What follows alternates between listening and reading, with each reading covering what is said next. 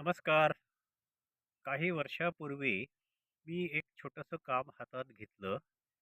तुकाराम महाराजांची जी अभंग गाथा आहे, त्यातले 4,500 अभंग इंग्रजीमध्ये भाषांतर करण्याचं काम मी सुरू केलं.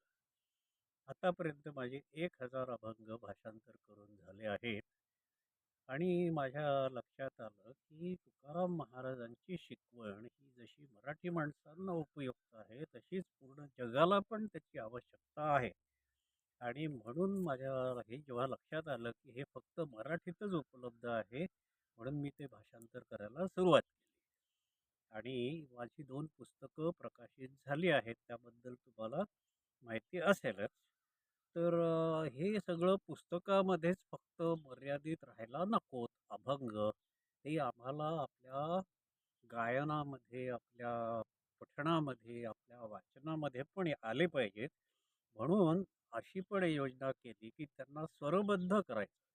जे अभंग ज्यांच्यावरती अजूनपर्यंत गाणी तयार झाली नाहीत, असे अभंग निवडून त्यांना स्वरबद्ध करायचं, अशी पण योजना चालू केली. की ती आपल्या घरोघरी पोचायला पाहिजे, सगळ्यांच्या मुखामध्ये हे अभंग आले पाहिजेत. तर माझं नाव दीपक फडणीस. तुकाराम महाराजांचा मी एक अनुयायी, भक्त आणि त्यांच्या शिकवणीचा प्रवक्ता. तर अभंग एकोज म्हणून आम्ही जे फेसबुक पेज तयार केलं आहे, त्यामध्ये मी आहे, यशोदा बुधकर आमची सून ती आहे, आणि खूप इतर उत्साही लोक आहेत, आणि अजून नवीन नवीन मंडळी येत आहेत.